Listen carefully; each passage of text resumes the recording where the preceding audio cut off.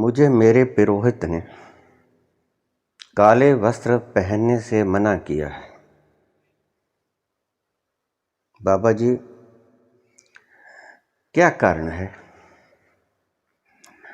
लेकिन मुझे काला रंग अति प्रिय लगता है। मैं दुविधा में हूं, कृपया मार्गदर्शन करें।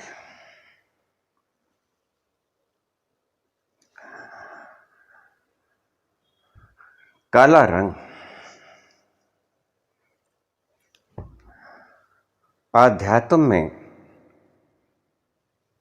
बहुत प्रतीक है समाहित करने का। वैज्ञानिक कहते हैं कि सफेद रंग, जब सफेद रंग तोड़ा जाता है तो कई रंगों में विभक्त हो जाता है, जिसे हम 7 रंग भी कह देते हैं। बारिश के बाद आपने अक्सर आसमान में सतरंगी इंद्रधनुष देखा होगा।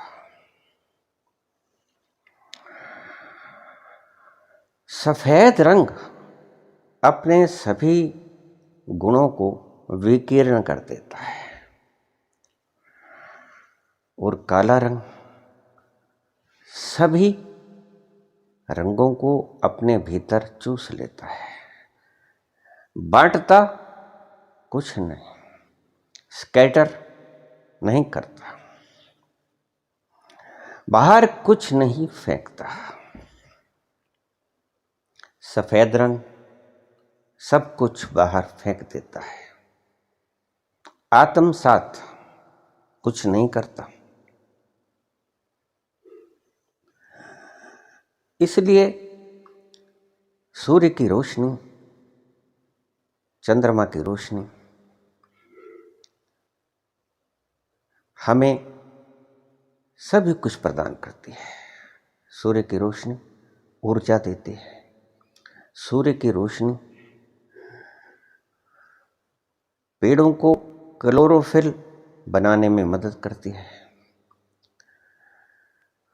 आपने देखा होगा, ये राजनीतिक लोग सफेद वस्त्रधारी होते हैं, यहां तक कि टोपी भी।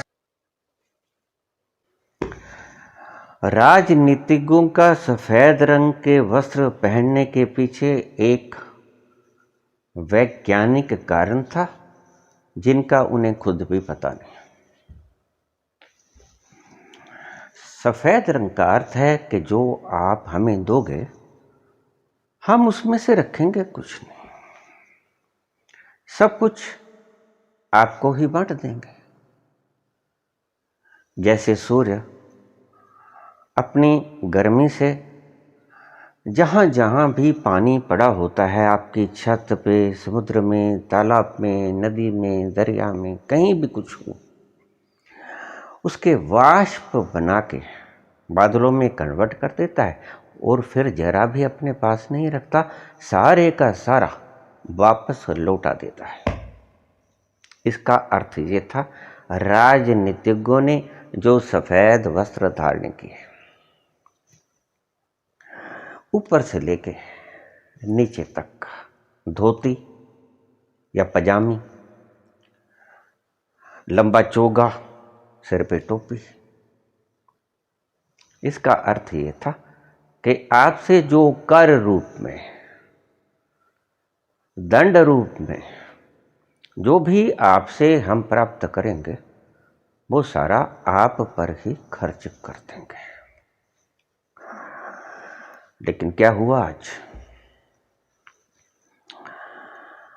खुद जो भी आप देते हो, जो भी आप देते हो, उसमें से आपको सिर्फ आंखें पोंछने के लिए ही वापस होता है। नाम मात्र सफेद रंग का यही मतलब था कि मैं अपने पास कुछ संग्रहित नहीं रखूंगा, मैं जोड़ूंगा कुछ नहीं, मैं अपने लिए कुछ नहीं रखूंगा। आपका कर आपके विकास के लिए आप पर ही लगा दूंगा। हालांकि ये बात और है कि जब व्यक्ति किसी महामारी के अंदर मरता है तो वैसे तो उसे हम सफ़ेद कफन पहना देते हैं। उसका भी अर्थ था कि अब ये व्यक्ति अपने पास कुछ नहीं रखेगा, क्योंकि इसके भीतर इकट्ठे करने की भावना रखने वाला तत्व चला गया। इस घर को छोड़ के आत्मा विदा ले गई। अब ये अपने पास कुछ जोड़ेगा नहीं। सफ़ेद रंग का कुल मात्र यही अभिप्राय था। हम उसे काले रंग का कफन नहीं डालते थे, क्योंकि काला रंग तो सब कुछ हड़प लेगा, काला रंग तो सब कुछ समाहित कर लेगा, कुछ भी नहीं लौटाएगा, ब्लैकिश।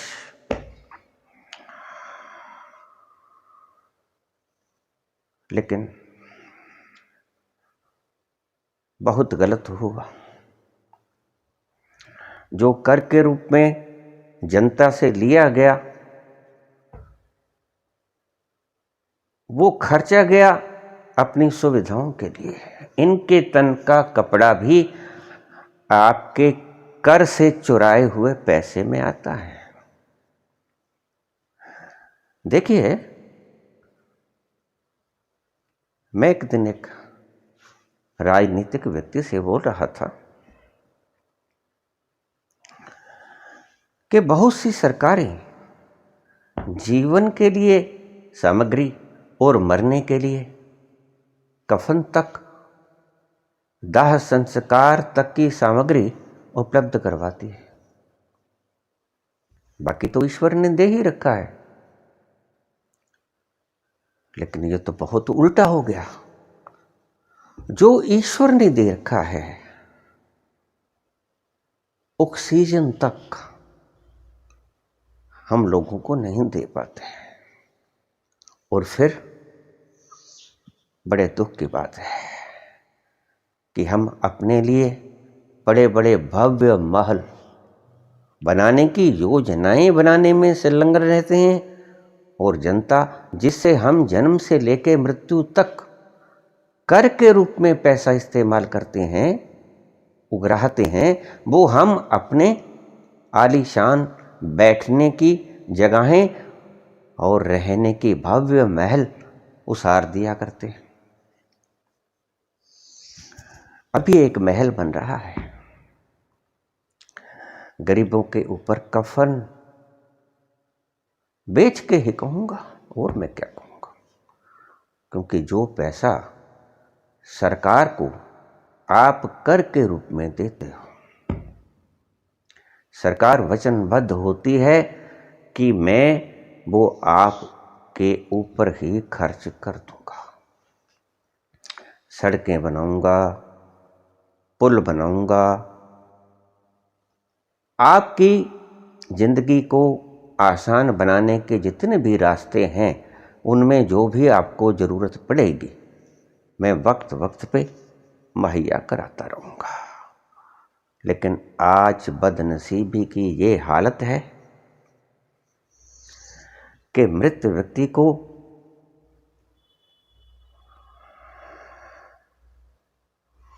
बाइज्जत विदा भी नहीं किया जाता।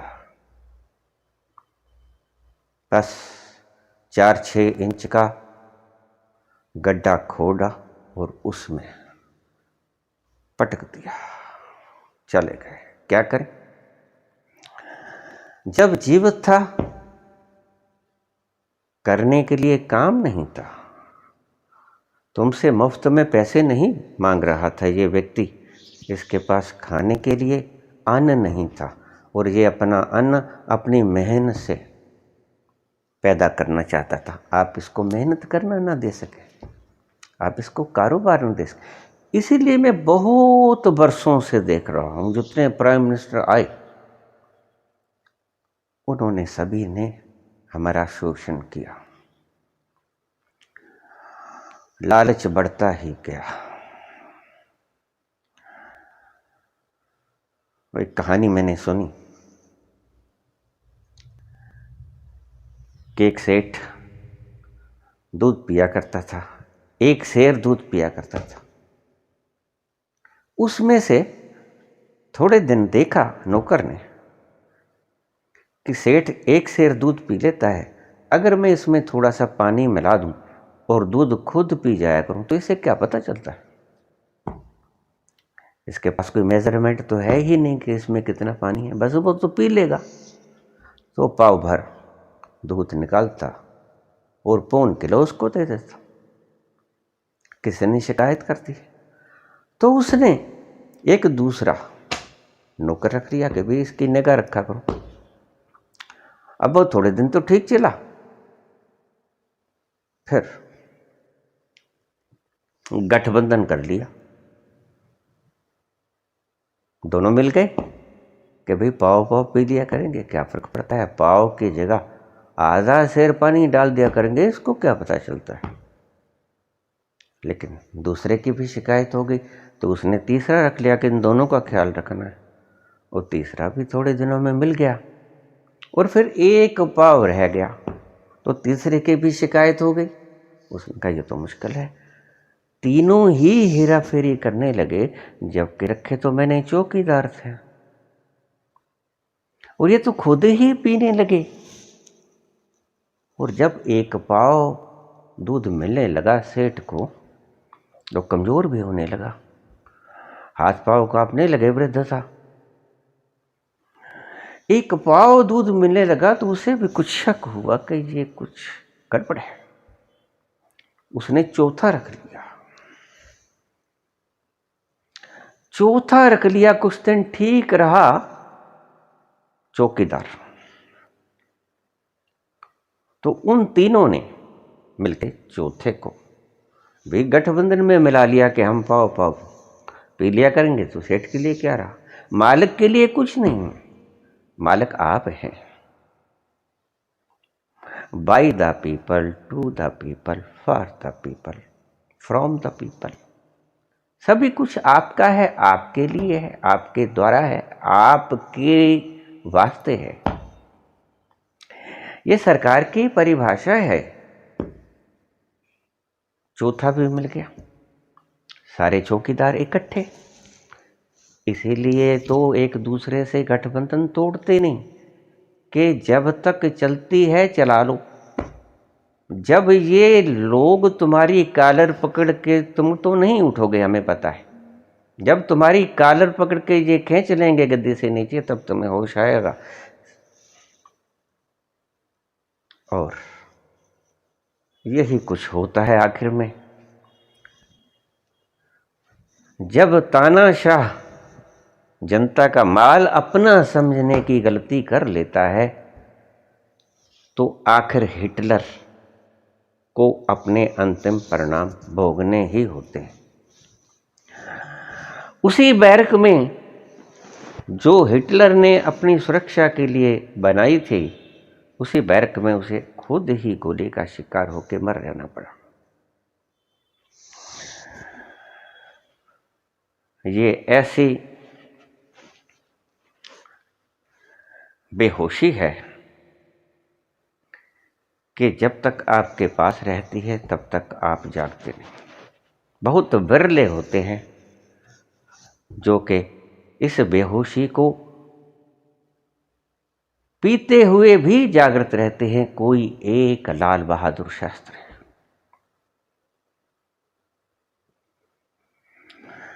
मुझे एक व्यक्ति कहने लगे कि देखिए, अगर बुरे भी करेंगे, राजनेता था, बुरे भी करेंगे तो नाम तो अमर ही रहेगा ना। हिटलर का नाम भी तो अमर हुआ, हालांकि उसने कभी अच्छा नहीं किया। मरा भी तो बेमौत मरा, लेकिन याद तो रहा। बिल्कुल ठीक है, इसमें क्या शक है। अगर गांधी अमर है तो गोडसे भी अमर है। लेकिन याद रखना, दो शब्द होते हैं, विख्यात और कुख्यात। गांधी अमर रहा अमर रहेगा विख्यात हो गए, और गुड़ से अमर रहेगा कुख्यात हो गए। सफेद वस्त्र पहनने का कुल मात्र सिंबॉलिक अर्थ था कि हम अपने पास कुछ नहीं रखेंगे। ये देखो, श्वेत वस्त्रधारी, और श्वेत वस्त्र भी बहुत ज़्यादा अच्छी क्वालिटी के नहीं, खद्दर था। गांधी ने खद्दर बनाया, अपने चरखे से काट काट के बनाया। गांधी टोपी श्वेत, श्वेत वस्त्रों का ये अर्थ था, श्वेत रंग का, कि आप जो कर के रूप में हमें देंगे हम उसको अपनी सुविधा के लिए प्रयोग नहीं कर सकेंगे। ये हमारा वायदा है आपसे, आप हमें जिताइए, वोट दीजिए। लेकिन आज तो नोटंकी ऐसे निम्न स्तर पे आ गई है कि जब सोचता हूं कि ये क्या हो रहा है तो बुद्धि काम करना छोड़ देती है। हम अपने पास कुछ नहीं रखेंगे, जबकि सब कुछ अपने पास ही रखते हैं, फॉर द पीपल नहीं, फॉर गवर्नमेंट। मैं जानबूझकर किसी का नाम नहीं ले रहा हूं, जानबूझकर शब्द इस्तेमाल कर रहा हूं। जानता हूं, लेकिन जानबूझकर, जानकर उन व्यक्तियों का नाम नहीं ले रहा हूं। जानता हूं, सरकार शब्द का उपयोग कर रहा हूं। अगर मैं कहूं कि ये इमारत मैं अपने लिए बना रहा हूं तो आप आपत्ति उठा सकते हो कि अपने लिए क्यों, सभी झोंपड़ियों में रहते हैं, तुम्हारे लिए महल क्यों। लेकिन अगर मैं ये कहूं कि आपके चुने हुए प्रतिनिधियों के लिए बना रहे हैं सामूहिक रूप से, तो आप कम ऐतराज करोगे। लेकिन जब ऑलरेडी हमारे पास एक बहुत अच्छा पार्लियामेंट हाउस है तो हम नए के ऊपर क्यों पैसे खर्च करें। इतना ज़्यादा तो है नहीं, हम तो लोगों के कर्जदार हैं और लगातार कर्जदार होते जा रहे हैं। तो फिर चार वाक की तरह सोच रहे हैं ये लोग, ऋणम कृत्वा घृतम पिबेत यथा जीवेत सुखी जीवेत। जितनी देर भी जियो सुखपूर्वक जियो, कर्ज ले लो और घी पियो, यदा जीवेत सुखी जीवेत ऋणम कृत्वा घृतम पिबेत। अभी पीछे कुछ दिन पहले किसी ने कोई शोषा छोड़ दिया होगा या मजाक कर दिया होगा, वो मजाक तो इतना भारी पड़ा, इतना भारी पड़ा कि गवर्नमेंट की भीतर की कायरता सारी की सारी कॉन्शियसनेस में आ गई, ब्रेन में, अनकॉन्शियस से उगड़कर सारी कॉन्शियस में आ गई, चेतन में कपने लग गए ये लोग। तो उसने कहा था क्या, सिर्फ कहा था कि मोदी जी आपने हमारी बच्चों की वैक्सीन विदेश क्यों भेज दी। हद हो गई, इसमें कोई अश्लील शब्द भी नहीं है, कोई किसी से असम्मानपूर्वक बातचीत भी नहीं है। प्रश्न पूछना तो जनता का अधिकार है, हाथ कटाए हैं भाई हमने, अपना लहू दिया है, हमने ही अपने खून से बख्शा गुलों को रंग। ये हमारा ही खून है गुलों में जो लाली बख्श रहा है, हमने ही अपने खून से बख्शा गुलों को रंग, हम ही शरीक जश्न बहार न हो सके। जब बहार आई गुलों के खिलने से उसकी खुशबू का हम पान न कर सके, हम ही शरीक जश्न शरीक ना हो सके, उस जश्न में किसके, बहार ना हो सके। बहार का जब जश्न आया, हमने ही अपने खून से बख्शा गुलों को रंग, हमारे खून की लाली हमने फूलों को बख्शी, हमने ही अपने खून से बख्शा गुलों को रंग, हम ही शरीके जश्न बहारा ना हो सके। ये काहे का लोकतंत्र है। और फिर कुछ भी कर ले राजा, अगर तानाशाह को ये बताया ना जाए कि तुम पाप कर रहे हो, तो वो कभी जागृत नहीं होता, क्योंकि अगर वो जागृत होता तो पाप ही ना करता। औरंगजेब ने कितने पाप किए, पूरे का पूरा खानदान हड़प गया। गुरु गोविंद सिंह जी का 4 पुत्र, 4 पुत्र, छोटे छोटे बच्चे, 5 साल के बच्चे, शहीदियों की नई बात न थी। पब्लिक ने जिसको हाथ काट के दिए है उससे सवाल न पूछेगा तो विपक्ष से नहीं पूछेगा। विपक्ष जवाबदेह ही नहीं है। अब बहुत से लोग मुझे कह देते हैं, राजनीतिक लोग, कि उन्होंने भी ऐसा किया, वो भी ऐसा करना चाहते थे, कांग्रेस वाले ऐसा करना चाहते थे, वो भी तो, ये तो ऐसा हुआ कि तुम कहते हो कि इसने चोरी कर ली तो वो चोर कहे कि उसने भी तो चोरी की थी। ये तो कोई बात ना हुई। उसने चोरी की थी तो उसका फल जनता ने उसे दे दिया। आज कहाँ है वो, बताओ। अगर उसने चोरी की थी तभी तो वो तख्त से उठा लिए गए, तभी तो ये कुर्सी आपको दे दी गई, और आपने वायदा किया कि मैं चौकीदारी करूंगा। ये चौकीदारी है या तानाशाह? मैं ये पूछता हूं आपसे। सवाल करना अपराध है, तो फिर अगर सवाल करना अपराध है तो याद रखो, अपने हाथ काट के देना बड़ा अपराध है। अगर हम जिसको हाथ काट के देते हैं उससे जुबान नहीं खोल सकते तो फिर आपको वोट देना महा अपराध है। अगर प्रश्न नहीं पूछ सकते, अगर 1 तोला की जुबान हिला के आपसे सवाल नहीं पूछ सकते, हालांकि ये सवाल आपके बाकी के सांसदों का था कि प्रधानमंत्री जी, आप फैसला लेने वाले हमारी पार्टी के अकेले व्यक्ति हो और आप फैसले गलत ले रहे हो।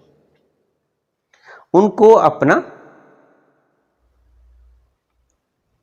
गठबंधन तोड़ देना चाहिए था कि हम आपके साथ नहीं। भीष्म पितामह का यही तो कसूर था। भीष्म पितामह वानशैया पे पड़े थे, एक एक रोम रोम बींध दिया गया था उसका।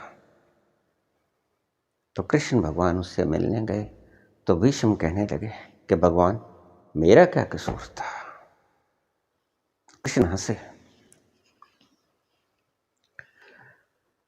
भगवान, आप हंस क्यों रहे हैं? कृष्ण फिर हंसे। भीष्म पितामह ने पूछा कि मुझे आपकी हंसी समझ नहीं आ रही, कृपया ठीक से मुझे उपदेश दीजिए, कारण बताइए कि सबसे ज्यादा दुर्दशा मेरी ही क्यों हुई? मरे तो बाकी भी, लेकिन इतनी तड़फ के साथ तो कोई भी ना मरा। हालांकि जो वास्तविक अपराधी थे दुर्योधन वगैरह, जो बाकी के 99 थे, मेरे भाई दुर्योधन के भाई, वो भी इतनी बेदर्दी से नहीं मरे। मुझको मेरा रोम रोम बींध दिया अर्जुन ने, मेरा क्या कसूर था? तो कृष्ण कहने लगे, पितामह, जिसके कारण ये युद्ध लड़ा गया और जो युद्ध को रोक सकता था, जिसकी शय के कारण ये युद्ध लड़ा गया, जिसके पीछे दुर्योधन अपनी ताकत समझ के लड़ने के लिए आतुर हुआ, असली कारण तो वो हैं भीष्म।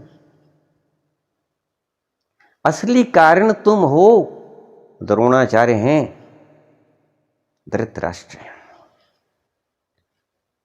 जरा सोचो, भीष्म पितामह ने अगर बाण फेंक दिए होते, नेतृत्व करने से, सेनापति बनने से इनकार कर दिया होता, द्रोणाचार्य ने फेंक दिए होते शस्त्र कि मैं नहीं लड़ूंगा युद्ध, गलत है, ये पाप हो रहा है, मैंने अपनी नग्न आंखों से दृश्य देखा है कैसे द्रौपदी की लाज तुमने लूटने की चेष्टा की, कैसे उसको भरी सभा में नग्न करने का प्रयास किया गया। मैं उन सभी दृश्यों का साक्षी हूं, इसलिए मैं नहीं लड़ूंगा, न्याय यही कहता है। फेंक दिए होते, सिर्फ इन दो व्यक्तियों ने फेंक दिए होते तो धृतराष्ट्र को अपना फैसला बदलना पड़ता, दुर्योधन को भी अपना फैसला बदलना पड़ता और जिद छोड़नी पड़ती। आज अगर सभी सांसद इकट्ठा होकर अपना सामर्थ्य वापस ले लेते हैं कि हम नहीं आपका साथ देंगे, हम नहीं दे सकते, जो किसान धरती के लिए उगाता है, जिसका हम रोज खाते हैं, इतने एहसान फरामोश हम नहीं हो सकते, हम वापस लेते हैं अपने समर्थ। कोई बात नहीं, घर बैठ के खा लेंगे, लेकिन हमसे ये पाप नहीं देखा जाता। और जरा सोचो, अगर वास्तव में किसान ने उपजाना बंद कर दिया तो क्या करोगे? ये तो ठीक है, सदा बांटना ही जानते हैं। सिख धर्म में तो शब्द ही बाबा ने ये कहे हैं कि वंड चको, इसलिए बांट के खाते हैं। ये तुम्हारा राशन पानी बंद नहीं करते। और अगर प्रकृति आपके इतना विरुद्ध हो गई और उन्होंने बीजना छोड़ दिया तो फिर कहाँ से लेके आओगे? वही सन 66 वाली लाल कनक खानी पड़ेगी जो अमेरिका से हमने इंपोर्ट की थी। मैंने खाई है वो रबड़ जैसी, वो दांतों से चबाई ही नहीं जाती थी। फिर शास्त्री जी ने हाथ बांध के किसानों से आग्रह किया, जवानों से भी कहा कि देखो आपने ये जंग जीत ली, आपका धन्यवाद। अब किसानों से मैं आग्रह करता हूं कि आप कनक खाद्यान्न पैदा करो ताकि हमारे भारतवासियों का पेट भी भर जाए। जंग जीत ली, अब पेट भरने के लिए आप जंग करो। धरती की छाती पाड़ के इन किसानों ने जो आज सर्दी गर्मी झेल रहे हैं, बारिश तूफान आता है, इनके टेंट उखड़ जाते हैं। माताएं भी हैं, बेटियां भी हैं, बहनें भी हैं। सर्दी गर्मी झेलते हुए एक जगह पे बैठी हैं 5 महीनों से, लेकिन आपके सिर के ऊपर कोई जू नहीं लेंगी। क्यों? क्योंकि अभी सत्ता का नशा है और आपको बताने वाला कोई नहीं कि आप गलत हैं। आप गलत हैं ये बताने वाला कोई नहीं है। भीष्म पितामह, आपने पाप किया है। अगर आप शस्त्र पहले फेंक दिए होते, द्रोणाचार्य ने शस्त्र फेंक दिए हो तो युद्ध ना होता और आज आपकी ये दशा ना होती। आज आपकी दशा हुई है सिर्फ आपके कारण। आपका फैसला गलत था, आपने अन्याय का साथ दिया। द्रोणाचार्य ने अन्याय का साथ दिया, द्रोणाचार्य की गर्दन काट ली धृष्टद्युम्न ने। और आपका हाल आप बता ही रहे हैं। तो हाथ जोड़ लिए भीष्म पितामह ने कि प्रभु मेरा रोम रोम दर्द कर रहा है। तो भगवान कृष्ण ने उसे आशीर्वाद दिया कि ठीक है भीष्म, मैं आपको दर्द मुक्त कर देता हूं। उन्होंने उनके ऊपर ऐसी एनर्जी फेंकी कि उनका रोम रोम दर्द से रहित हो गया। खैर ये कहानियां हैं, लेकिन भीष्म पितामह अगर वापस ले लेते अपना बल, अपना निर्णय बदल लेते तो युद्ध न होता। द्रोणाचार्य गुरु तो सभी के थे और ये भी जानते थे कि ठीक कौन गलत कौन, लेकिन उन्होंने अन्याय का साथ देने का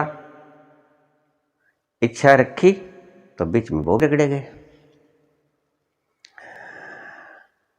आप ज़्यादा भागीदार हो, जो इनका साथ दे रहे हो, जिनको जगाना चाहिए वो उनको लोरी सुला रहे हो कि सो जाओ सो जाओ, सब ठीक हो रहा है, बढ़िया हो रहा है, बहुत अच्छा कर रहे हो, जय जयकार हो रही है चारी तरफ। देखो आप बाहर जाते हो, विदेशों में आपका नाम लिया जा रहा है, मोदी मोदी। देखो आप देखते नहीं हो, सुनते नहीं हो, बहरे हो, आपका गुणगान सारे विश्व में। और वह व्यक्ति कुछ तो नशा में था सत्ता के, और कुछ आपकी बातों के नशे में आ गया। अब परिणाम क्या होता है जो ईश्वर को पता है। सफेद वस्त्रों का यही मतलब था कि मैं रखूंगा कुछ नहीं और बांटूंगा, आपको ही बांटूंगा। इसीलिए राजा जो बहुत ईमानदार होते थे, अमीर आदमियों को राजा बनाया जाता था कि वो आपसे कुछ कर संग्रहित ना करें या कम से कम संग्रहित करें। इसलिए ये प्रथा बनाई गई थी कि राजा का पुत्र राजा होगा। इसका कुल कारण इतना भी था, एक कारण कि राजा के पास क्योंकि प्रचुर मात्रा में संपत्ति होती थी, इसलिए उसको प्रजा के ऊपर निर्भर रहने की जरूरत न पड़ती थी। इसलिए वंशानुगत राज्य चलता था। आज लोकतंत्र है, ठीक है, बड़ी प्यारी व्यवस्था है। तानाशाही इसलिए थी कि राजा को जनता से मांगने की जरूरत ना पड़े, बल्कि आफत आने पर राजा प्रजा की सहायता कर सके। आज ये क्या है, आफत आने पर राजा, मैंने देखा पिछले 20 दिनों में मैंने देखा सब राजा गायब थे। जब ये महामारी शुरू हुई, लोग ऑक्सीजन मांग रहे थे, राजा गण वोट मांग रहे थे, मजाक कर रहे थे, दूसरों की बेइज्जती कर रहे थे। डायलॉग में क्या बोलूं, आपको पता है, आपके कानों ने सुना होगा। हारे, आपके शब्दों से एक दो बार काठ की हड्डियां बार बार नहीं चढ़ती। अगर आप कहो ना अब की बार, तो अब की बार नहीं होगा, अब की बार हार गए ना, ऐसे ही हार जाओगे। मैं कर्मों का परिणाम बता रहा हूं, अगर ऐसा करोगे तो ऐसा होगा, सीधी सी बात है। Every action there is equal and opposite reaction, ये एक शाश्वत सत्य है, शाश्वत तथ्य है। जैसा करोगे वैसा भरोगे, शायद आपने शास्त्र पढ़े। क्योंकि आरएसएस और हिंदू महासभा का, मेरे भाई बहन शायद नहीं जानते होंगे, जिन्होंने हिंदू धर्म का स्थापना की। हिंदू कोई धर्म नहीं है, मैं आपको समझा दूं। मुसलमान भी कोई धर्म नहीं है। मुसलमान का अर्थ होता है जो अपने ईमान का मुसलसल ईमान, जो अपने ईमान पे पाबंद है। मुसलसल ईमान को मुसलमान कहते हैं। हिंदू शब्द क्या है? हिंदू शब्द सिंधु नदी के इस पार जो लोग रहते थे उनको वो हिंदू कहते थे, लेकिन हिंदू कोई धर्म नहीं है, क्षेत्र का नाम था हिंदू। वो सिंधु के जगह हिंदू पड़ गया। कुछ ऋग्वेद में हिंदुआ नाम का एक राजा था, उसका नाम बदल बदल के खराब होता बदल के हिंदू हो गया। जैसे बॉम्बे, मुंबई, वही है। बॉम्बे और मुंबई, पुरानी फिल्म में आप देखो कहीं मुंबई नहीं है। बॉम्बे टू गोवा, कहाँ है मुंबई? आज मुंबई, कैलकटा, कलकत्ता, और बदल जाएगा। जैसे आज आपने सरदार वल्लभ भाई पटेल स्टेडियम को बदलकर नरेंद्र मोदी स्टेडियम रख लिया। अरे भाई, आपको इतना समझ नहीं है आपके दिमाग को कि अगर एक राजा आके किसी धर्म का या किसी प्रकार के स्टेशन का नाम बदल सकता है, तो कल को दूसरा आके उसको बदल के फिर वो ही नहीं कर सकता। आज आपने इलाहाबाद का नाम प्रयागराज रख दिया, तो कल को दूसरा व्यक्ति आके प्रयागराज को इलाहाबाद नहीं रख सकेगा। कल को दूसरा व्यक्ति आके नरेंद्र मोदी स्टेडियम को सरदार वल्लभ भाई पटेल नहीं रख सकेगा। आप कैसे रुक पाओगे? आप तो हो भी नहीं। पट्टे लिखा के तो कोई भी नहीं आया, न मैं आया, ना आप आए, ना कोई जनता आई, सभी चले गए। राम गयो रावण गयो जाको बहु परिवार। जिस राम राज्य की आप कल्पना करते हो, यद्यपि बना नहीं है, और अगर यही राम राज्य है तो मैं ईश्वर से दोनों करबद्ध प्रार्थना करूंगा कि राम राज्य कभी इस धरती पे ना आए प्रभु। ये तैरती हुई लाशें गंगा में, यमुना में, हमारी पवित्र नदियों में, प्लास्टिक की थैलियों में लिपटी हुई, कफन में लिपटी हुई ऐसी तैरी जा रही है। ऐसा राम राज्य हमें नहीं चाहिए प्रभु, उससे पहले हमें खत्म कर देना।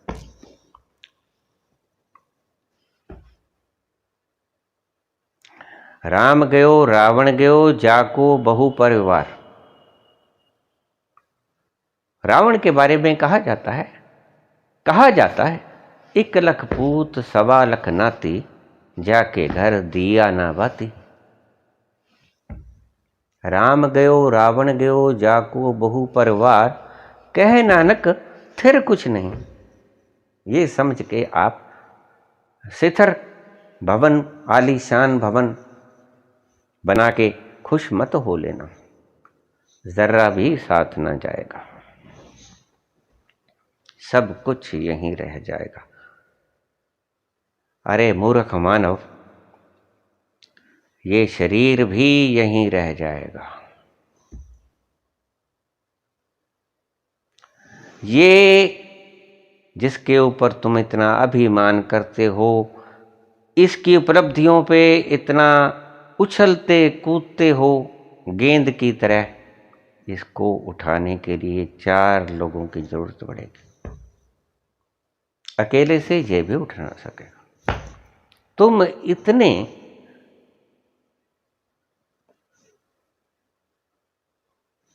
हो जाओगे निर्बल कि अपने बल से उठ के चिता तक भी ना जा सकोगे।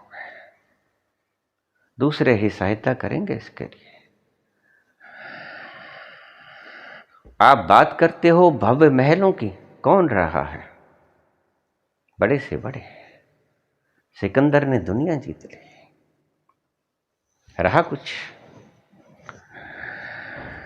शरीर भी यहीं छूट गया, और जाते जाते अपने वेदों से वो हुक्म करके गया कि अगर तुम मुझे सिर्फ 5 मिनट के लिए श्वास नहीं दे सकते, और मैंने इतनी कत्लो गारत करके इतना कुछ जोड़ा है, तो क्यों जोड़ा है? काश मुझे पता होता कि आज का दिन भी आएगा। यही तो पता नहीं होता आदमी को। इसी मस्ती के भीतर दिन गुजार देता है, और आखिर एक दिन मौत उसके दरवाजे पे दस्तक दे ही देती है। यद्यपि व्यक्ति हैरान हो जाता है, स्तब्ध हो जाता है। ये क्या, मैंने कभी सोचा ही ना था। आदमी कभी सोचता नहीं, वो हो जाता है। मैंने बहुत से व्यक्ति देखे हैं, शमशान में जाते हैं, मुर्दे को कंधा देके अग्नि भेंट कर देते हैं, बाहर आके जल का छिड़काव कर लेते हैं, वहां बड़े दुखी होते हैं, बाहर आके वही पाप करना शुरू कर देते हैं, भूल ही जाते हैं कि मैं भी मरूंगा एक दिन। इतने गुलाम बन के ना रहो संसार के भोग विलासों के, और फिर तुम तो फकीर हो, किसके लिए इकट्ठा कर रहे हो? ठीक कहा उन्होंने कि मोदी जी आप तो बेऔलाद हो, हमारे बच्चों की वैक्सीन विदेशों में क्यों भेज दी? और अगर कल को ये टैक्स पेयर, आपको पता है एक भिखारी भी टैक्स देता है, भिखारी भीख मांगने वाला कुछ तो खरीदता ही होगा। कहीं इच्छा हो गई कि चलो चाय पी लें किसी स्टेशन पे जाके, क्योंकि स्टेशन पे ही तो रुकना होता है इन लोगों ने। वैसे तो सभी स्टेशनों पे ही बैठे हैं, चाहे बैठे कितने सुंदर भव्य महलों में हैं। अगर आप आंख खोल के देखोगे तो स्टेशन पर ही बैठे हैं। सराय भी एक स्टेशन है। आंख जब खुलती है जब मौत सामने खड़ी होती है। आप तो फकीर हो, कहते हो कि हमारा क्या है, झोला उठाएंगे चले जाएंगे। आप जवाब भी नहीं दे सकते कि भाई क्या बात है, अगर आपको कोई शक है हम छोड़ देते हैं। हम तो फकीर हैं, हमें गद्दियों का कैसा लालच, हमें मान सम्मान का कैसा लालच, हमें तख्त और तख्ता बराबर है, हम छोड़ देते हैं अगर आपको एतराज है तो। लेकिन आप तो जवाब देने के बजाय उनको जेल में डाल देते हो। ये तो कोई जवाब ना होगा। अंट शंट उन श्रेष्ठतम व्यक्तियों के द्वारा बनाया हुआ संविधान, उसको नष्ट करने पे उतारू हो जाते हैं। कल तक जो व्यक्ति किसी न किसी पाप के अंदर ग्रस्त था, वो आपकी पार्टी में आकर गंगा स्नान करके पवित्र हो जाता है। यद्यपि अब तो गंगा स्नान भी सड़ी हुई लाशों से युक्त पानी से भरा होगा, दुर्गंध युक्त, सड़ांध से युक्त। कैसे पियोगे उसको, कैसे स्नान करोगे? लाशों का विकृत रूप, भयावह रूप देखकर कोई भी व्यक्ति, कंस जैसा व्यक्ति जो अपने हाथों से छोटी बच्चियों को दीवार से पटका के मार दिया करता था, उसका हृदय भी द्रवित हो जाएगा आज का सीन देखकर। उसने भी 7 बच्चियों को मारा था दीवार के साथ, आज तो लाखों हैं। ये कंस आज किस रूप में आ गए हैं? और अगर इन टैक्स पेयर्स ने कह दिया कि मोदी जी हमारे टैक्स का पैसा आपने हमारे कफनों पे लगाने की बजाय खुद की सेंट्रल विस्टा बनाने पे क्यों लगा दिया? पार्लियामेंट गिर गई थी क्या? नए की आवश्यकता पड़ गई? अभी तक तो गिरी नहीं थी। बड़ी महान हस्तियां इसमें सुशोभित रही हैं। अच्छा तो यही था कि आप इसको सुशोभित करते हैं, लेकिन ये वही है जिसमें प्रवेश करते वक्त आप इसको माथे से इसकी माटी को चूम लिए थे। यही है वो जो आज आपको बेकार लगने लगी। पूछ सकती है जनता कि मोदी जी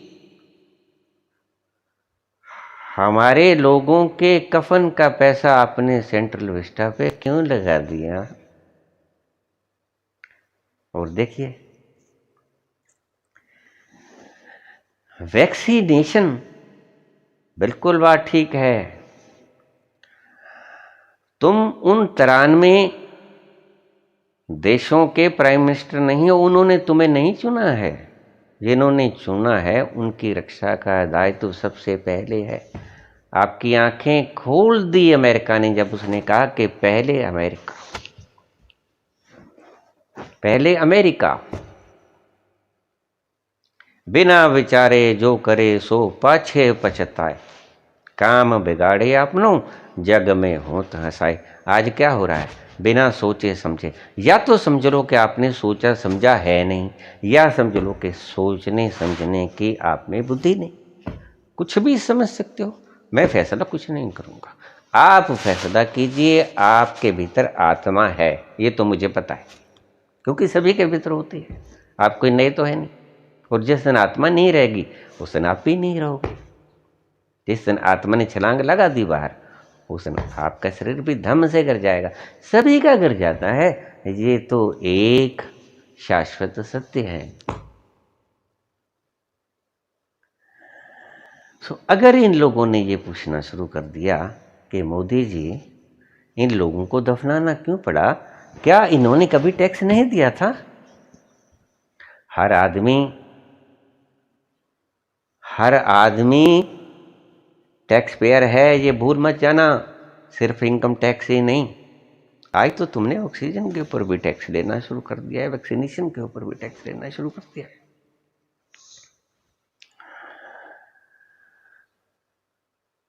रूह कांपती है।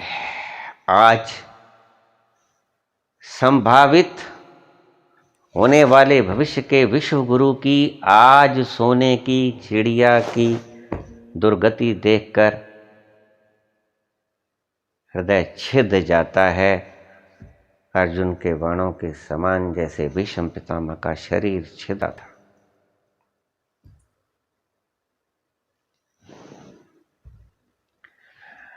काले वस्त्र, काला क्यों मना किया गया? इसके कुछ कारण हैं। फरीद का एक शब्द है, फरीदा जे तू अकल लतीफ है, काले लिख ना लेख।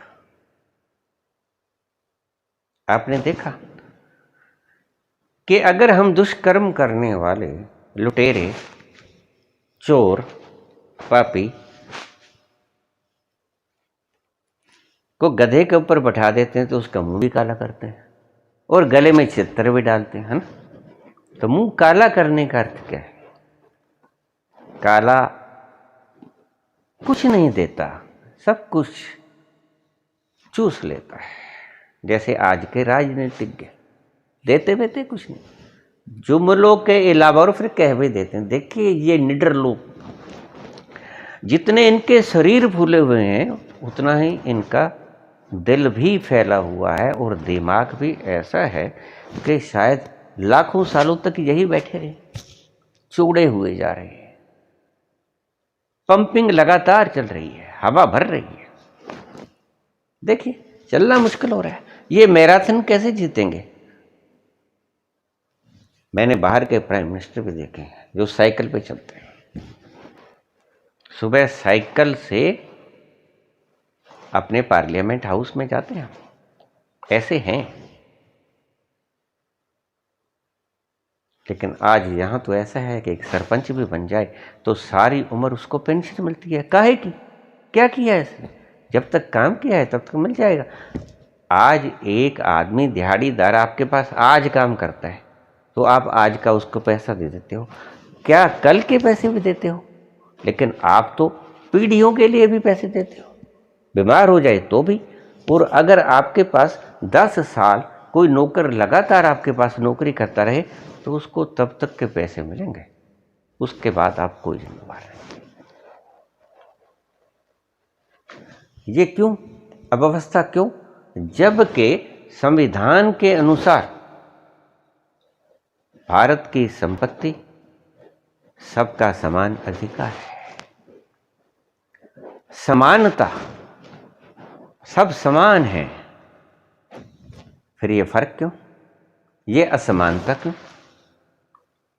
एक व्यक्ति 7-7 पेंशन ले रहा है एक परिवार में और उसके पास पहले भी बहुत है। ये क्या गुंडागर्दी है? मैं तो उसको गुंडागर्दी कहता हूं, क्योंकि इनके खुद के दिमाग में तो आती नहीं। फिर इन्होंने जो कमा लिया, इनका पेट भर गया, नीयत नहीं भरी, और ये नीयत कभी भरा भी नहीं करती। भूल मत जाना, नीयत कभी नहीं भरा करती। ये ऐसा घड़ा है जिसके नीचे से होल है, छिद्र है, जितना डालोगे खाली हो जाएगा। इसीलिए सबकी तमन्ना भर जाएगी, राजनीतिकों की तमन्ना नहीं भरती। ये कुबेरों की, धनपति कुबेरों की तमन्ना कभी नहीं भरती, और मैं इसे ही पागलपन कहता हूं। यही है पागलपन। सही रूप से अगर आप मुझे पूछोगे तो इनका मानसिक उपचार होना चाहिए, इनके कारोबार बंद करके इनको पागल खानों में भेज देना चाहिए और इनको दवा दारू देनी चाहिए। पहले इनको ठीक करके फिर इनको जो है अपना कामकाज करने दीजिए। जितना पैसा इन्होंने कमाया है, देखिए मेहनत से तो इतना पैसा बनता नहीं। एक बार सारा बराबर बट जाना चाहिए। बराबर का अर्थ प्रत्येक व्यक्ति को उसके जरूरत की चीज मिलनी चाहिए। अगर इनके पास बच जाता है तो वो बच जाए, साथ लेके कोई जाता नहीं। लेकिन यहाँ कोई गरीब आदमी भूखा नहीं मरना चाहिए, कोई गरीब आदमी बिना छत के नहीं रहना चाहिए, कोई गरीब आदमी बिना कपड़े के नहीं रहना चाहिए, गरीब आदमी गर्मियों में बिना जूते के नहीं चलना चाहिए। सिर पे पगड़ी होनी चाहिए सूरज के ताप से बचने के लिए, सर्दी में ठंडी हवाओं से बचने के लिए होनी चाहिए। सभी की ज़रूरतें पूरी करने के बाद, जैसे अमेरिका ने कहा फर्स्ट अमेरिका, फिर तुम्हारे पास रह जाए, साथ तो कुछ जाएगा नहीं। यहाँ खाने पीने के लिए तो चाहिए, जैसे ऑक्सीजन है वातावरण में कितनी है, लेकिन जो आदमी मर जाता है उसे ऑक्सीजन कितनी है उससे क्या अभिप्राय। जब तक जीता था तब तक उसे ऑक्सीजन मिलनी चाहिए, ये जिम्मेवारी है सरकार की। ये मैनेजमेंट सरकार ने करनी है। सरकार सिर्फ गद्दियों पर बैठने के लिए नहीं होती, सरकार फीते काटने के लिए नहीं होती, सरकार सिर्फ पत्थर लगाने के लिए नहीं होती, सरकार काम करने के लिए होती है। भाषण देने के लिए नहीं होती, भाषण भी देने होते हैं लेकिन शॉर्टकट। एक मोनी बाबा था, उससे शिकायत थी कि ये बोलता ही नहीं,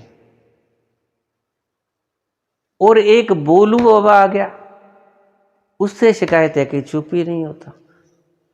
रात को अब कोई होता नहीं इसके पास, क्या करें, इसने त्याग दिया है सारा कुछ, रात को भी बोलता होगा, बड़बड़ाता होगा। अवश्य नौकरों से पूछिए जो इसकी पहरेदारी करते हैं। और ये ऐसा उठता है जैसे कि कोबरा सांप उठता है कि बस डस ही देगा। अरे क्या डस लोगे तुम, तुम्हें पता ही नहीं। सिकंदर जा रहा था, रास्ते में डायजनीस संत नंगा रहा करता था। सुनी थी बड़ी महिमा, तो अरस्तु ने कहा, उसका गुरु सिकंदर का, कि आप चले हो डायजनीस को लेके आना। अगर वो ना आए तो किसी हिंदुस्तानी भारतीय मुनि को पकड़ लाना, संत को पकड़ लाना। तो डायजनीस के पास गया, उसने देखा डायजनीस, अपने सैनिक को भेजा कि जाओ डायजनीस से बोलो कि तुम्हें मिलना चाहता है बादशाह सिकंदर। गया, डायजनीस से कहा, नंगा रहता था और एक झोपड़ी से बना रखी थी खुली, उसके नीचे लेटा रहता। सर्दी के दिन थे, सिकंदर गुजरा कि जाओ कह दो कि बादशाह मिलने आया है।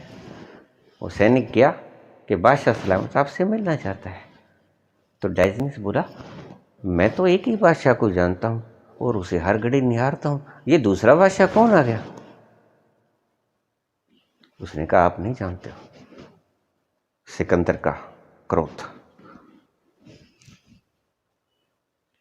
उसने आपको बुलाया है और आप धन्यभागी हो। सिकंदर जिसे बुलाया करते हैं वो धन्यभागी हो जाया करते हैं।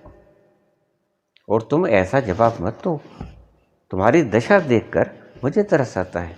तुम चलो मेरे साथ, तुम जो मांगोगे मांग लेना, मिल जाएगा, उसके पास कोई कमी नहीं। तो डायजनीस से पूछा कि वो रोटी सोने की खाया करता है। अवाक खड़ा रहा सैनिक। उसने कहा, इसका दिमाग तो नहीं खराब हो गया है, ये कहता है जो मांग लोगे मिल जाएगा, लेकिन ये कहता है कि रोटी सोने की खाता है। रोटी कभी सोने की होती है? तो और मैं क्या मांगूंगा, सभी कुछ मेरे पास, स्वस्थ शरीर है। जब वो चाहता है भूखा रह लेता हूं, जब वो चाहता है तो पेट भर लेता हूं। मैं किससे मांगू और क्यों मांगू, और मुझे आवश्यकता भी क्या है। जब सब कुछ मेरे पास है और ईश्वर मुझे सब कुछ दे देता है तो मैं मांगू क्यों जिससे मांगने योग्य है। उससे मांग लेता हूँ। वैसे वो मांगने की नौबत कभी आने नहीं देता। जब तुम उसकी शरण में जाओगे, भगवान कृष्ण ने कहा है, अनन्याश्चिंतन तो माम ये जना पुरुपास्ते तेषाम नित्याभुक्ता नाम योग क्षेमम वहां हम। अनन्याश्चिंतन तो माम ये जना परुपास्ते तेषाम नित्याभुक्ता नाम योग क्षेमम वहां हम। जो व्यक्ति अनन्य भाव से मुझे याद करता है, उसकी रोजमर्रा की जरूरतें, दुख तकलीफों का मैं जिम्मेवार होता हूँ। योग क्षेमम वहां हम। आपने LIC देखी होगी, जो अभी बेची है, थोड़ी सी बेची है, बाकी बेच देंगे, कोई बात। दो हाथ होते हैं ना ऐसे लगे हुए, खोल के हाथ लगे हुए, तो उसके ऊपर लिखा होता है योग क्षेमम वहां हम। तो वो इस दोहे से, इस श्लोक से लिया गया आखिरी शब्द है। अनन्याश्चिंतन तो माम ये जना परुपास्ते तेषाम नित्याभुक्ता नाम योग क्षेमम वहां हम। इस शब्द से उसका वहन मैं करता हूं। मैं तो उसको जानता हूं। संदेश पहुंचा दिया गया, सिकंदर तलवार लेके आ गया। सिकंदर की तलवार बहुत बड़ी हुआ करती थी। वो गया डायोजनीस के पास, लहराई उसने तलवार, कहता तू जानता है मुझे? तो नहीं, मैं तो तुम्हें नहीं जानता। कि तुम जानते हो कि मेरे शब्दों की तौहीन करने वाले का हश्र क्या हुआ करता है? कहते क्या हुआ करता है, बता दो। जानता तो नहीं। कहते सिर धड़ से अलग हो जाया करता है। कि सिर धड़ से अलग हो जाया करता है? किसका? तुम्हारा। तलवार देखते हो? हंसने लगा डायोजनीस। सिकंदर, मैं समझता था कि जो दुनिया जीत रहा है अवश्य ही बुद्धिमान होगा, लेकिन मुझे आज पता लगा कि तुम तो पागल हो। अरे तुम काहे का बुद्धिमान हो, तुम तो पागल हो। तुम्हें इतना भी नहीं पता कि जो मरेगा वो डायोजनीस नहीं मरेगा। डायोजनीस तो कब का विदा हो चुका। जिसको मारोगे वो तो मांस और लहू का एक चिथड़ा है, बस गर्दन धड़ से अलग हो जाएगी। डायोजनीस को कोई नहीं मार सकता। नैनम छिंदंती शस्त्राणि नैनम दहति पावका न चैनम क्लेदंत्यापो न शोष्यति मारुता। भगवान कृष्ण ने मद्भागवत गीता में ये शब्द कहा है।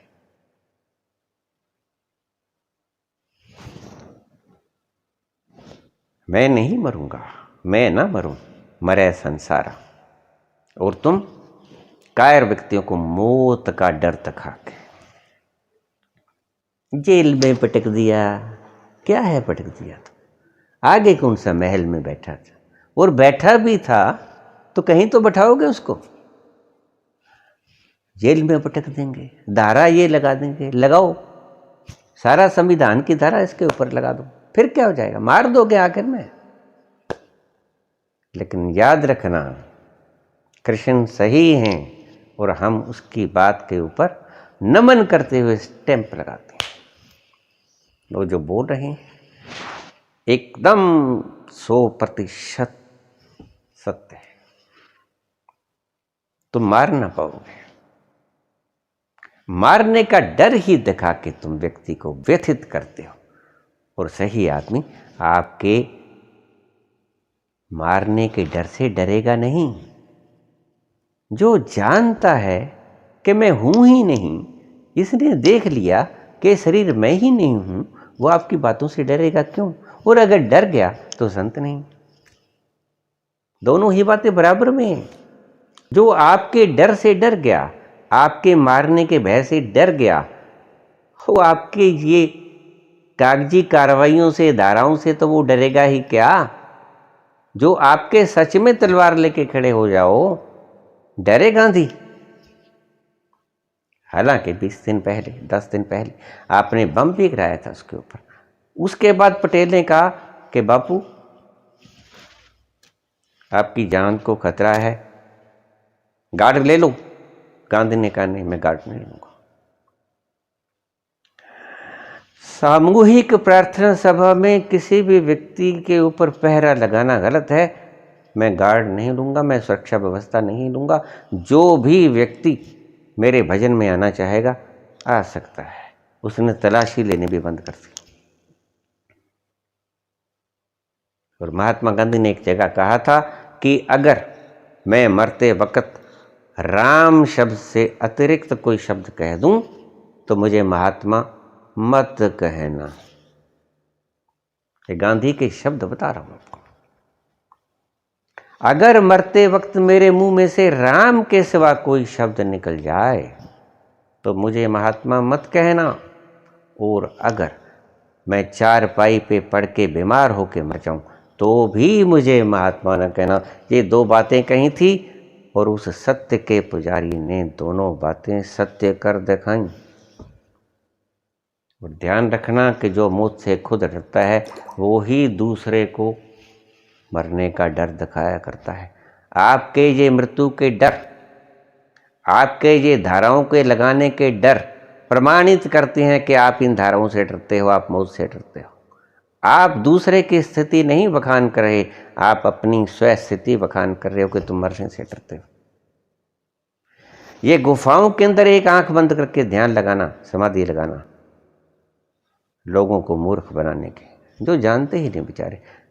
जिनको रोटी ही नहीं मिली, पेट ही नहीं भरा, वो राम राम कर कैसे पाएगा। कबीर ने भी फेंक दी थी माला, भूखे भजन न होए गोपाला, जे लो अपनी कंठी माला। जब तुमने, तुम्हारे महोदय, बड़े महोदय,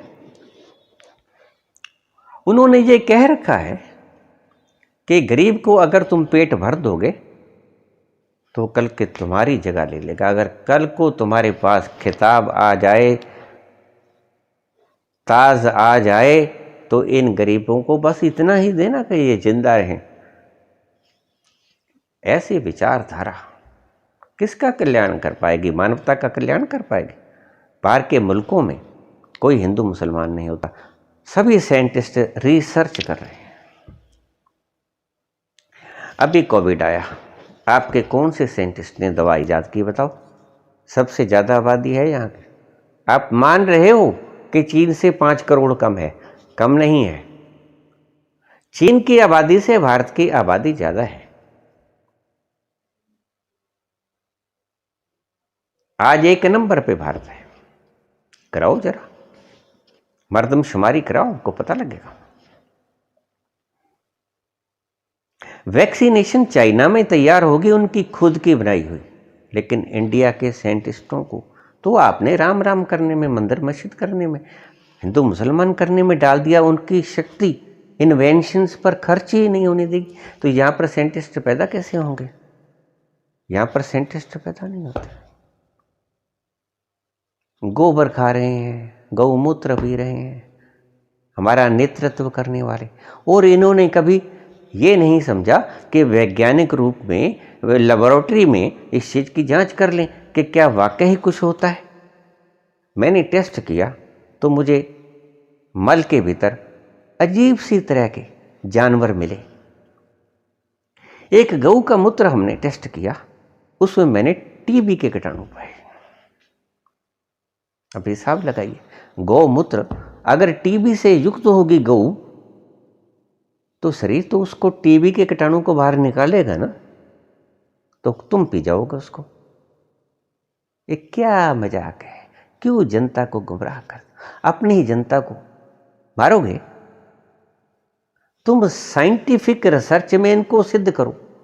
जैसे आज कोविड की वैक्सीन तुमने सब लेबोरेटरीज पे, सभी लोगों पे परीक्षण कर करके हजारों की संख्या में, फिर उस पर स्टैंप लगाई है, ओके टेस्टेड, लगा दीजिए। ऐसे ही गोबर को क्यों नहीं करवाते? गौमूत्र को क्यों नहीं करवाते लैब टेस्ट? करके देखिए, फिर अगर परिणाम ठीक आए तो बोलिए ये गलत अफवाहें हैं। इन लोगों ने जो फैला रहे हैं उनके ऊपर गलत जानकारियां देने के लिए तो आपने कभी कोई धारा लगाई ही नहीं। आपने खुद ने गलत जानकारी दी कि काला धन लेके आएंगे, 15-15 लाख आपकी जेब में आ जाएंगे। आपने खुद ये जानकारी गलत दी कि 2 करोड़ रोजगार हम हर साल युवा लोगों को देंगे। आपने गलत जानकारी दी। गलत जानकारी दी या कि लोगों को बहका दिया, ठग लिया, कहने के शब्द हैं, लेकिन गलत जानकारी के लिए आपके ऊपर अभियोग चलाएगा कौन? आने वाली सरकार भी शायद नहीं चला पाएगी। क्यों? सी का भाई वगैरह, वो नोर वो तेरा, कोई नहीं कर पाएगा। तुम भी आए थे, तुम भी यही कह रहे थे कि बॉर्डर अंदर होगा, ये 2G 3G स्कैम, लेकिन आके तो पता लगा कि ये तो मौज बन गई। हम इनके ऊपर पर्चे करने में क्यों व्यर्थ समय करें? हम खुद माल पड़ा है, हम खुद हड़पे। देखिए कितने कार्यालय थे 13 से पहले भारतीय जनता पार्टी के, कितने कार्यालय थे, आज कितने हैं? कहां खर्च किया है पैसा आपने? लोगों की, आप घर से तो लेके नहीं आए, आप खुद ही कहते हो भिक्षा मांग के खाते थे, आपके पास था कुछ? लोगों के टैक्स से दिया हुआ पैसा आप बिना आज्ञा के, लोगों से अप्रूव बिना कराए, आप अपना क्यों बना रहे हो कार्यालय? ये पैसा किसका है? ये टैक्स पेयर्स का पैसा है। आपका सूट किसने दान किया होगा? हम मान लेते हैं गिफ्ट किया होगा, लेकिन भारतीय जनता पार्टी के कार्यालय बनाने के लिए किसने गिफ्ट नहीं किया होगा? डर के मारे दान दिया होगा। इसे मैं दान नहीं गिनता, इसे मैं डर के कारण छीना झपटी, डर दिखा के छीना झपटी सभी कर रहे हैं। ये सभी आम लोगों के पास चल जाएंगे, लेकिन जब दुनिया जागृत हो गई, कब जागृत हो गई? जब मरना शुरू हो गई, फिर तो जागृति आएगी ना। आज मरना शुरू नहीं हुई है, मर ही गई है। क्योंकि जब लाशें तैरनी गंगा जी में दिखाई पड़ गई, यमुना जी में दिखाई पड़ गई, तो अब अगर ना जागेंगे तो फिर ये लाशें इनकी भी होंगी। अब तो जागना ही पड़ेगा ना। सो काला मुंह कर देते, हम गधे के ऊपर बैठा देते हैं। काला रंग बेईमानी का सबूत, काला रंग दुष्कर्मों के सबूत। फरीद ने कहा था, काले लिख ना लिख, अपनड़े गिरबान में सिर नीमा कर देख। फरीदा, जे तू अकल लतीफ है, अगर तू अकल वाला है, काले लिख ना लिख, काले लेख ना लिख। अपनड़े गिरबान में, अपने गिरबा में सिर नीमा कर देख, झांक के देख कि तू है क्या। काले लेख निकला, काला रंग सब कुछ खींच लेता है, इसलिए बुरा गिना गया है, इसलिए बुरा गिना गया है काला रंग। और इसका कोई कारण नहीं। जो किसी को बांटे ना, बांट न सके या बुरे कर्म करता हो, उसको हम काले रंग से विभूषित करते हैं, अलंकृत करते हैं। और श्वेत वस्त्रधारी जो कुछ ना रखे, फैला दे सब कुछ। इसलिए अमावस्या की रात अच्छी नहीं लगती है, पूर्णिमा की रात ही अच्छी लगती है। रात्रि का घना अंधेरा, तमस अच्छा नहीं लगता। अच्छा तो सत्व ही लगता है, अच्छा तो दिन की रोशनी प्रकाश ही लगता है। रात्रि तो तमस से भरी होती है, सुस्त, लेजीनेस, तमस। इसलिए जितने बुरे काम होते हैं अंधेरों में होते हैं, रात्रि को होते हैं। रात्रि यानी काला, काले रंग का सिर्फ यही महत्व था, इसीलिए काला रंग पहनना निषेध कर दिया गया था। और मुसलमान धर्म में इसका कोई अर्थ नहीं। मुसलमान धर्म में तो जो हिंदुओं ने किया उसके बिल्कुल उलट कर दिया। अगर आप मातम करोगे वज्रासन में बैठ के तो हम नमाज पढ़ेंगे। अगर हाथ आप ऐसे धोओगे तो हम उल्टे हाथ करके धोएंगे। अगर आप स्नान सुबह करोगे तो हम रात्रि को करेंगे। उसने सिर्फ हिंदुओं से उलट किया, यानी कि हिंदुओं के विरोध में खड़े हो गए। हिंदुओं के इस पाखंड युक्त व्यवहार को देखकर वो हिंदुओं के उल्ट अराजकता फैला दी। जैसे आप सरकार अगर इतना दबा दे तो जनता विद्रोह कर देगी। विद्रोह का क्या अर्थ है? सब कानून कायदे भूल जाएगी, उसके उलट चलेगी। ऐसा ही मुसलमानों ने किया। जिस अवस्था में आप मातम मनाते थे उस अवस्था में वो आज प्रभु का नाम लेते हैं, और जिस अवस्था में आप प्रभु का नाम लेते हो उसमें वो मातम मनाते हैं।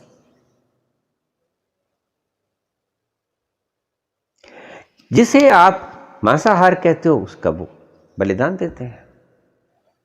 बकरीद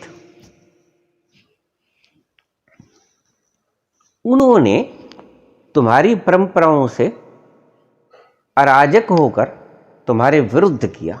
वो ठीक है या गलत उसको छोड़ो आप, लेकिन तुम्हारी इस व्यवस्था से जो आपने ब्राह्मण बना दिया, जो क्षत्रिय बना दिया, वैश्य बना दिया और शूद्र बना दिया, इन व्यवस्थाओं से तंग आकर वो अराजक हो गए और उन्होंने आपसे बिल्कुल उलट करना शुरू कर दिया। इसलिए उनकी औरतें काले रंग का नकाब पहनती है। काला रंग उन्होंने अनिवार्य कर दिया। क्यों? क्योंकि हम काले रंग से परे हो गए, हमने काले रंग को गलत समझा। उन्होंने हमारी सारी व्यवस्था से उलट करना शुरू कर दिया।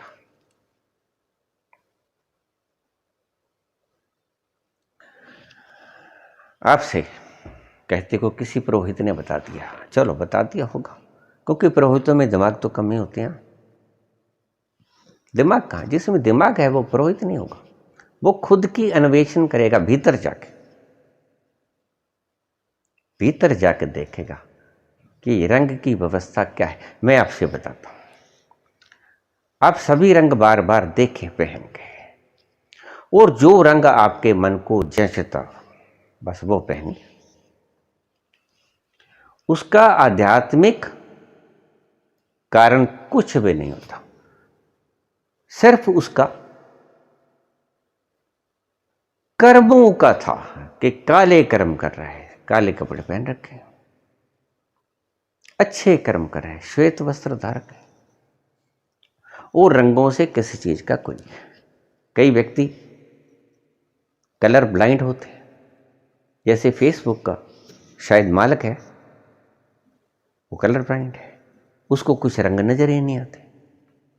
बहुत से व्यक्ति होते हैं जिनको रात को देखना बंद होता है, नाइट ब्लाइंडनेस कहते हैं उनको रात को जैसे जैसे रात होती है, मेरे मामा जी थे ऐसे, जैसे जैसे रात होती दिन भर बिल्कुल अच्छा दिखता, वो रात को दिखता ही नहीं उनको, चाहे कितना ही लाइट जगा दो दिखता नहीं उनको। Night blindness. सो काले पीले का इसमें कोई संबंध नहीं। हमारे शास्त्र में काले रंग का निषेध या भगवे रंग को धारण करना सिर्फ कोई सूचना देने के लिए था।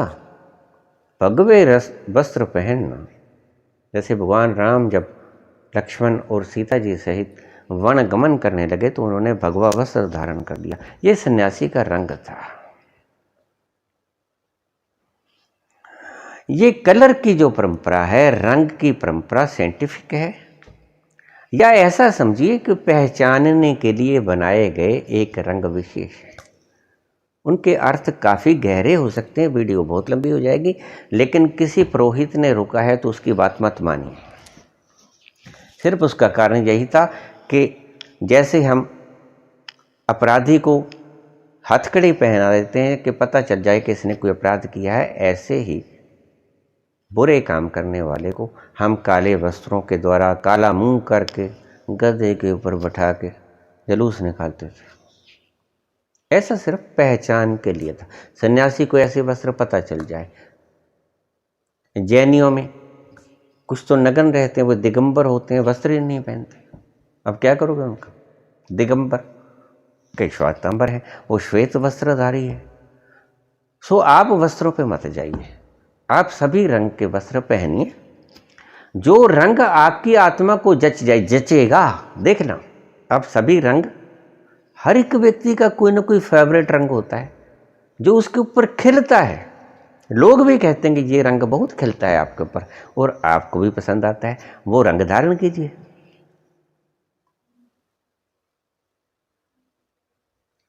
सो एक कहावत भी है कि खाइए मन इच्छित, पहनिए लोग इच्छित। जो लोगों को अच्छा लगे पहरावा वो पहनिए।